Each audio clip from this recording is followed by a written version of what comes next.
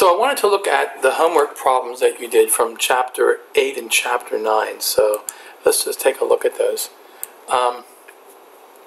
So let's see. This looks good. Okay, so you're taking x bar and you're adding and subtracting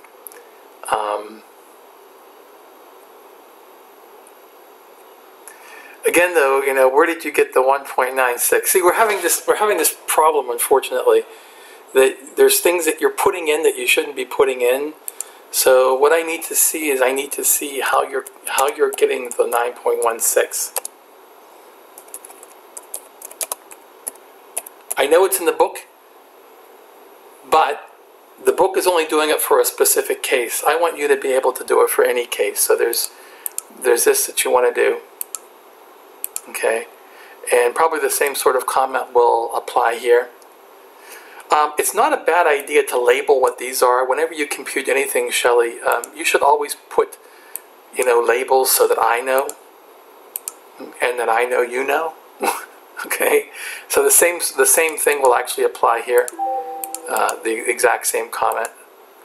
Let me go back and paste it in red like I wanted to. Okay. Let's see. Okay, so this, you want to go back and look at the definition of confidence interval. What does it mean to be 95% sure? See, it's kind of a circular sort of answer that you're giving. 95% confidence interval means that I'm 95% confident, but that's not really telling me what that statement means. And changing sure to confident really is not an improvement. So what does this word sure mean? Okay, and I don't mean to be Clintonian and like, you know, what the meaning of word is, but really it actually makes a difference. So what does this sure mean? What does it mean to be 95% sure? Okay, and I'll give you a hint, but you can look it up in the book. But basically, the confidence interval is a statement about the method. So this degree of certainty has to do with the method. We're saying that we think the true mean lies between here and here, and we're using a method that we know something about. So you have to elaborate a little bit more on what sure means. Okay, so those are the redos from section 8.1.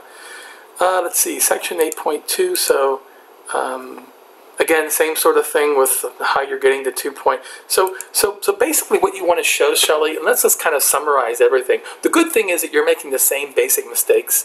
So what you want to do is you want to show how you're computing the critical value. Because that's actually what you're doing here. I know some of these are in the book, but I can ask you for oddball critical values, and they aren't that uncommon, really. I can ask you for 98th, you know, and I'm sorry, you know, 90% confidence interval, 98% confidence interval. People do these things. Okay, same problem with showing the work. I mean, I need to see how you got the t-score. Okay, and I can't emphasize enough how important it is to use Excel. This is a fundamental tool in this course, and there are only 4 commands. So if you're not sure what to use, you know, you can go back to the notes. You can watch the videos. I took well over an hour of my time just to make 4 videos for you guys, so that you could understand this stuff. I'd strongly urge you to watch those. Okay.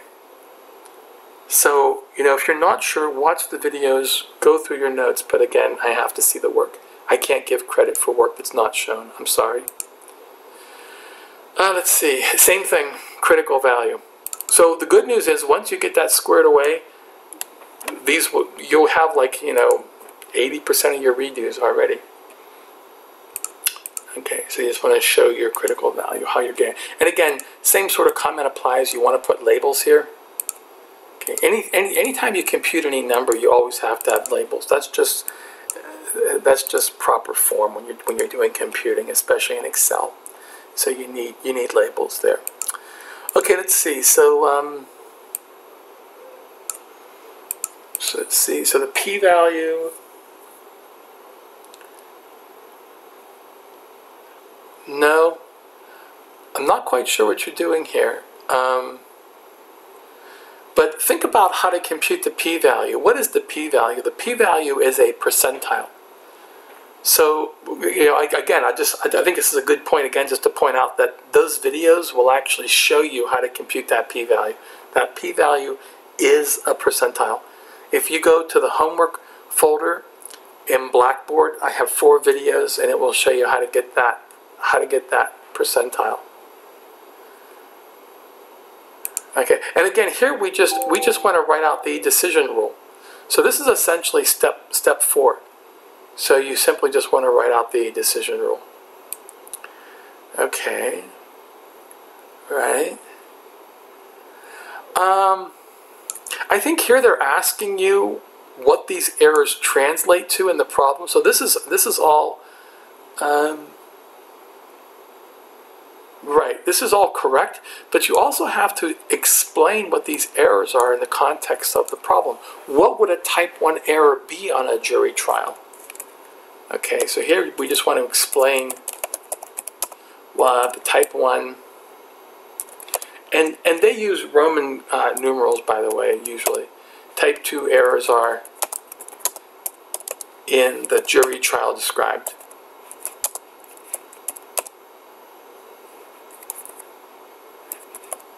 Okay, so you want to go ahead and make sure that you do that. Okay, let's see. Okay. So let me see in B. Let me go back and refresh my memory about the problem here. This is 9.111.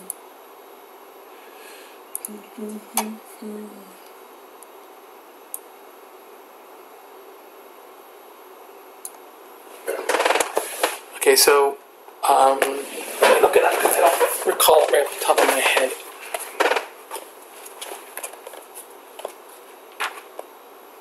Okay, so here we have a drug trial, and in B they're asking us what type of errors are consumer groups trying to avoid. So we know that they're trying to avoid the type 1.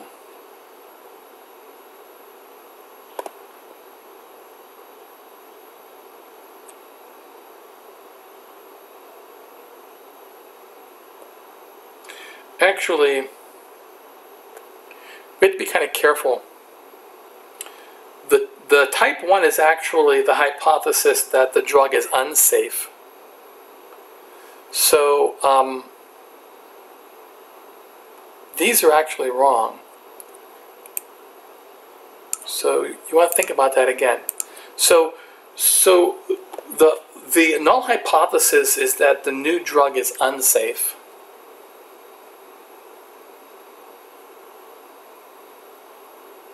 Oh yeah, no, that's correct. That's correct. My bad. Yeah. Let's go ahead and write these out. So H naught is that it's unsafe, and the alternative is that it's safe. Okay, so type 1 is where we're assuming the alternative, even though the null is true. And yes, that looks good. Okay, so the consumer groups, they're trying to avoid an unsafe drug being declared safe. And so that looks good. Yep. I think in C, we want to actually talk about what type of error. So here we want to actually describe the error. But your explanation is good, but we need a name here for the error.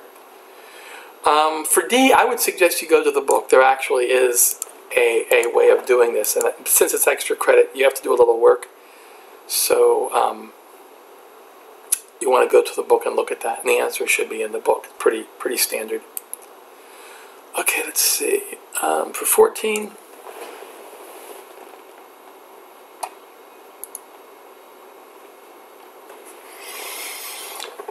Okay, so let's see. So we get the same problem with the p-value. We need to show how it's computed, Shelley, and it just has to be done. I'm sorry, there's no other way around it. You have to show me your work. Again, labels down here. Okay. I'm not quite sure. I think C, did C have a... Yeah, C had a... C did have a confidence interval part. Okay. Yeah, so again, labels here show how the p-value is done. Let's see. Same comment here. Show how the p-value is done.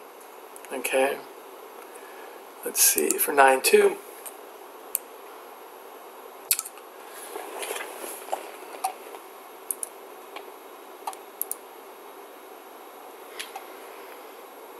Okay, so on problem 18.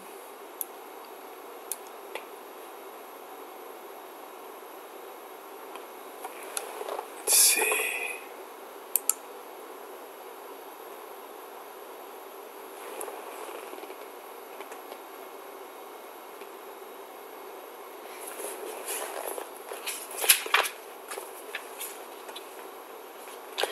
So we want to show, actually we're trying to show something different. I'm not quite sure what you did here, but we want to find the value of the T-statistic. So we're trying to find the test statistic here, okay? So we want the value of the test statistic. So this is going to be a t-score or a z-score, and you should think about which one and why. But here we need the value of the test statistic. So not only do you have to show how it's obtained, which you did, but I would really kind of caution you against doing stuff like this. Excel makes mistakes easily, okay? So you use this nice formula, it's wrong. You got to be careful because you have to be really careful with your parentheses, Shelley. So your parentheses are causing you trouble. So make sure that you're computing what you think you're computing. One way that you can check yourself is that a t-score usually is not greater than 10. So if you got a t-score this large, something is wrong. So you need to make sure that you're using the formula correctly. So here your problem is actually really simple. You just need to go back and make sure you're using the formula correctly. Okay, let's see, 22.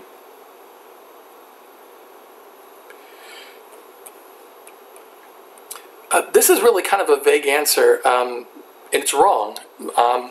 So you have to look at the skewness. So kind of a hint is that this data is skewed. And so you want to think about the consequences of being skewed when you don't know the sample standard deviation. And again, you can find that in the book, but skew is the hint. And